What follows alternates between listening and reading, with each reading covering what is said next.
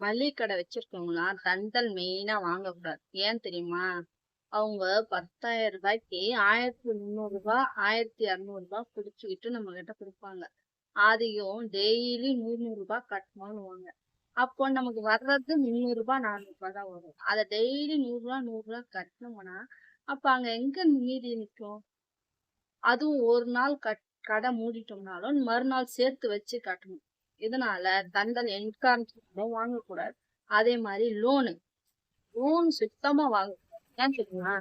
நான் ஒரு 15,000 வாங்கினா அதுக்கேத்த அமௌண்ட் கட்டணும். இதே 95,000 லோன் கொடுத்தாங்க.